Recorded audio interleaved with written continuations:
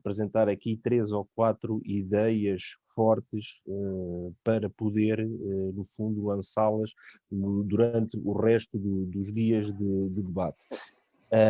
Em primeiro lugar, dizer que vejo e reconheço com apreço o trabalho e o projeto que o IPDJ tem em mãos junto do Conselho da Europa e a possibilidade de arrancar com ele, não só através dos dados que apresentou, e já lá vou, mas fundamentalmente de conseguir algo que é difícil nestas matérias, que é colocar, ainda que no ambiente virtual, devido às circunstâncias que todos nós sabemos que estamos a atravessar, um conjunto de parceiros e de stakeholders, não só do mundo do desporto, mas também de outras entidades relacionadas com o desporto, onde esta matéria é importante tratar. E, portanto, sendo o último do painel, eu tenho uma vantagem, que é não preciso de repetir muitos dos temas fortes que aqui já foram ditos pelas brilhantes intervenções dos oradores anteriores, e tenho a possibilidade de frisar aquilo que são os aspectos que, na minha visão, considero mais importantes sobre esta temática da igualdade de género. E vamos começar, então, por aí. Como o Carlos Pereira disse, e foi um pouco frisado por todos os outros intervenientes, a quem cumprimento, celebram-se hoje este ano os 75 anos das Nações Unidas. E é precisamente no seio das Nações Unidas que, em 95, é aprovado por mais de uma centena de Estados aquilo que é a Declaração de Pequim e uma plataforma de ação para o chamado empoderamento das mulheres na vida pública, entre os quais referências que existem ao desporto e depois foram sendo retomadas em inúmeros fóruns de discussão, em inúmeros documentos estratégicos, em inúmeros posicionamentos de instituições internacionais. Eu diria mesmo que a questão da igualdade de género em instituições como a Comissão Europeia, o Conselho da Europa e as próprias Nações Unidas acabam por ser quase, digamos assim, o tema que está há mais tempo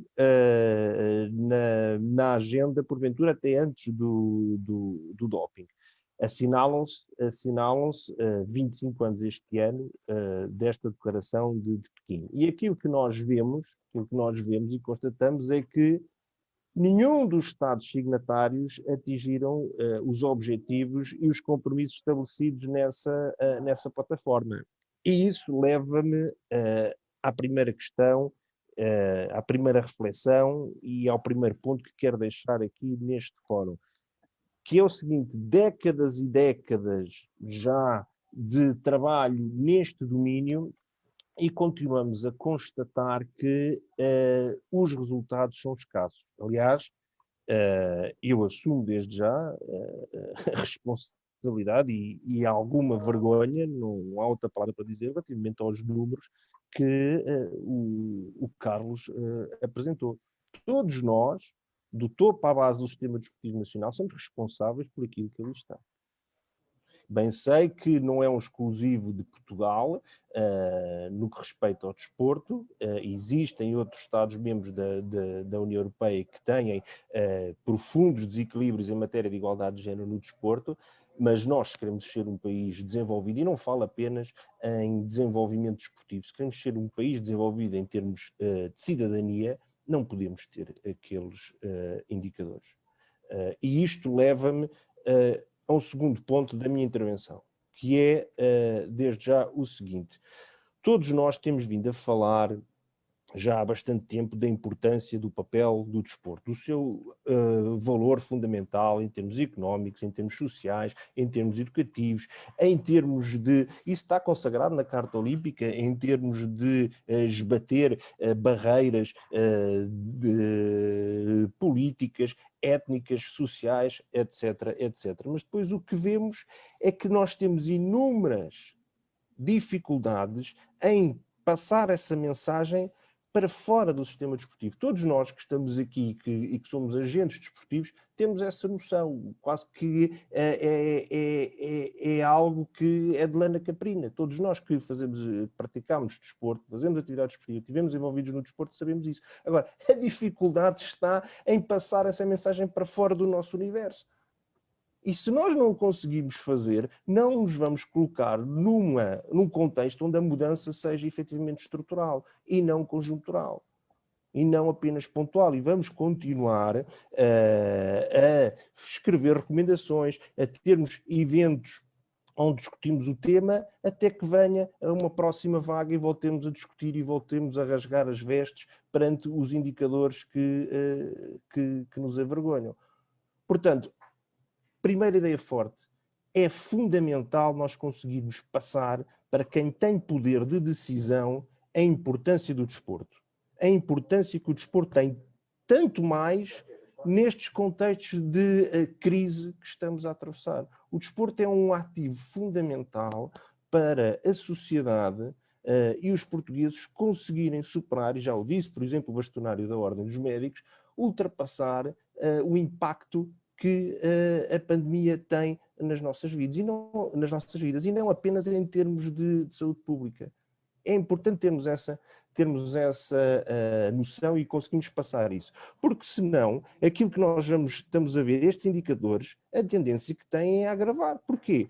Nós estamos perante um contexto onde as organizações desportivas, nomeadamente as organizações desportivas de base, como sabemos, no nosso país são compostas por uma larga maioria de voluntários, estão a sufocar por ausência de recursos, por ausência de meios para desenvolver a sua atividade, que qual desde já está fortemente comprometida pela circunstância de as competições, que é a cadeia de valor das organizações desportivas, estarem fortemente restringidas pelos condicionamentos que todos sabemos. E é importante ter isto em atenção. É crucial. Depois, um plano de ação, uma estratégia. E a Leila falava há pouco, e esse é um problema transversal ao desporto, não apenas nesta questão da igualdade de género, noutras políticas desportivas passa-se o mesmo, que é uma escassez de dados. Nós não conseguimos desenhar e traçar uma política pública sem uma base de evidência forte, senão vivemos apenas com, digamos assim, uma percepção sensível e não com dados objetivos. E, portanto, é fundamental investir, e por isso este projeto All-in é importante, investir na recolha de informação para percebermos a profundidade dos dados e podemos desenvolver estratégias com objetivos tangíveis. Senão, estamos a falar apenas num projeto de intenções. E os projetos de intenções esfumam-se com o tempo. Nós temos que, para atacar este problema da igualdade de género, como outros indicadores de prática desportiva ou de representatividade desportiva, temos que definir objetivos concretos e metas atingíveis no tempo. E alocar recursos para isso. Não estamos aqui a inventar a roda. É assim que se desenham as políticas públicas. E, portanto, é fundamental, e a Brigitte falou disso, trabalhar as políticas públicas numa lógica de alocação de recursos. Queremos que as mulheres tenham um outro papel ao nível do desporto, seja enquanto atletas, dirigentes, árbitros, treinadores. Temos que alocar recursos para que isso aconteça. E os recursos não é apenas dinheiro, não são apenas recursos financeiros, não é apenas, por exemplo, seja ao nível da administração local ou da administração central, majorar clubes que tenham uma participação feminina de uma forma diferente daqueles onde não a têm. É, por exemplo, privilegiar, e falou-se há pouco, horas de pavilhão, horas nobres de pavilhão para o desporto feminino. É apostar na formação técnica de jovens e de mulheres. Sem essas medidas concretas, nós vamos estar apenas a falar num projeto de intenções. Porque depois há aqui uma dimensão essa sim é muito mais complicada, muito mais enraizada, muito mais endémica, que importa corrigir, mas que é muito mais difícil ter resultados a médio prazo, que são, digamos assim, aquilo que nós herdamos em matéria de construção cultural, em matéria de estereotipo. E nós fomos ver os próprios Jogos Olímpicos, quando foram da Era Moderna, quando foram fundados pelo Barão de Pierre de Coubertin, a primeira edição não teve a participação feminina. Ele próprio, e não nos podemos esquecer, era profundamente contra a participação das mulheres no desporto. Portugal, na alvorada de abril, atletas como a Rosa Mota eram vaiadas quando treinavam na rua, na Foz do Porto, que não se pode dizer que seja uma zona que o segmento populacional que frequente sejam pessoas, digamos assim, com um padrão económico baixo, não é? Mas eram vaiadas e, portanto, este estigma cultural demora muito tempo a transpor, a ultrapassar. Ora, sem objetivos concretos, sem definição de recursos para os atingir, será muito mais difícil esbatê-los. E eu vou tentar aqui partilhar a minha tela. Vamos ver se eu consigo. Eu vou tentar aqui partilhar a minha tela. Estão a ver? Estão a ver a tela partilhada? Sim, estamos. Pronto. Perfeitamente. Isto é o site do Comitê Olímpico Internacional. Se nós aqui formos ver, em termos de participação feminina, nas várias competições multidesportivas ou nas principais competições multidesportivas organizadas pelo Comitê Olímpico Internacional, os Jogos Olímpicos de Inverno, de Verão e os Jogos Olímpicos da Juventude, a edição de Inverno e de Verão, vemos aqui números muito interessantes, vemos aqui uma evolução quase ao nível da paridade. Aliás, em Tóquio, aqui nos Jogos Olímpicos do próximo ano, estima-se em 48,8% a percentagem de participação feminina. Ora, o que é que eu quero com isto dizer? Existem domínios da participação feminina no desporto que são mais passíveis de ser corrigidos através de medidas de cotas, através do próprio desenvolvimento das competições e de começar a equiparar o mesmo número de disciplinas para homens do que para mulheres. Agora, e vamos aqui ver abaixo, existem aqueles aspectos mais culturais, mais endémicos, esses sim difíceis de ultrapassar e que não são passíveis ou são mais difíceis de serem corrigidos através de definição de cotas ou de oportunidades do contexto competitivo. Vemos aqui, por exemplo, os treinadores acreditados nos Jogos Olímpicos. No Rio, em 2016, apenas 11% eram mulheres. Vejam a diferença no que respeita aos atletas. Aliás, nós aqui em Portugal, eu posso-vos dar esses números, em julho de 2020, dos 118 atletas que temos apoiados no projeto de preparação olímpica, temos 49 femininos e 69 masculinos. E aqui este número subiu recentemente pela força de nós apoiarmos os 14 atletas masculinos do handball, porque senão estávamos próximos ainda estávamos mais próximos da paridade. Ora, é importante diferenciar isto. Nós temos, ao nível de determinado tipo de agentes desportivos, mais dificuldade em encontrar medidas rápidas que corrijam estes desequilíbrios. Treinadores são uma delas, mas ao nível e vimos isso nos dados que o Carlos trouxe para cima da mesa, ao nível do dirigismo, as coisas são muito mais complicadas, porque efetivamente, isto é explicado em termos académicos, não é? Quem tem o poder de decisão muitas vezes tem uma perspectiva de cotada, de fechamento em torno de si próprio e tem dificuldades em ter uma visão de liderança mais pluralista, mais inclusiva.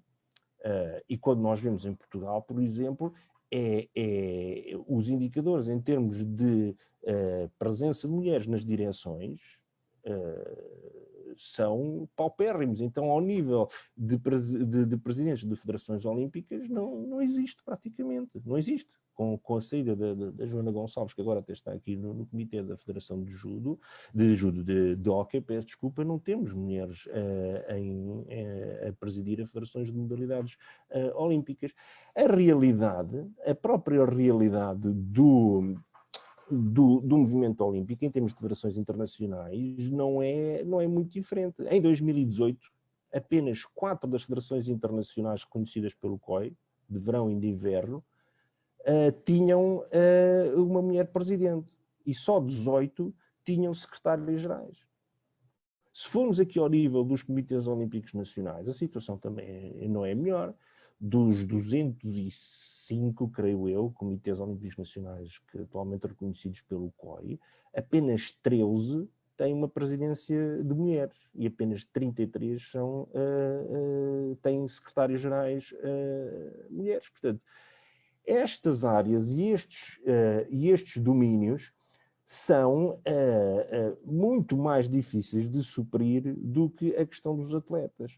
E demora mais tempo a ter resultados e a alcançar esses objetivos tangíveis de alguma paridade ou de conseguir cumprir uma cota pela circunstância, muitas vezes, não só daquilo que eu já referi anteriormente, do estigma cultural que existe e de um certo protecionismo de uma cultura instalada, como também, por outro lado, se nós não temos uma base de participação desportiva noutros níveis, as pessoas normalmente chegam a dirigentes desportivos cumprindo, há exceções, mas a grande maioria, cumprindo uma carreira na modalidade. Se há, por um lado, desequilíbrios profundos em termos de participação desportiva e, por outro lado, há uma saída mais acentuada das mulheres do universo desportivo uma vez terminada a sua carreira desportiva, quando não uma saída abrupta durante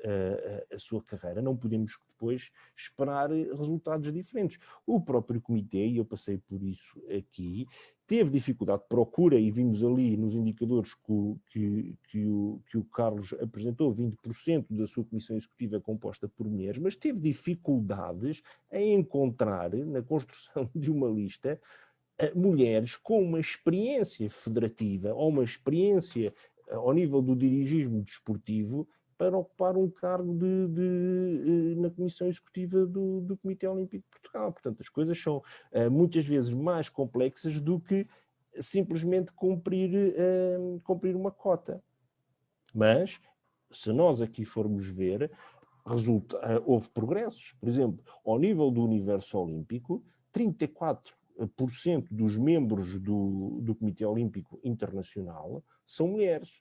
30,8% dos membros da Comissão Executiva do COI são mulheres. E se nós analisarmos, agora não vou fazer por questão de tempo não vou demorar muito mais tempo até terminar, porque tenho noção que já nos estamos a estender, conseguimos perceber que houve aqui alguma evolução. Mas foi uma evolução, no caso do COI, de um compromisso, como a Brigitta falou, por parte da liderança do atual presidente Thomas Bach, para uma maior incorporação não só de questões de género, mas também de questões étnicas, porque ele tem a percepção que o poder de decisão é mais robusto quanto mais envolver diferentes perspectivas, não só de género, mas até de orientação sexual e de background étnico.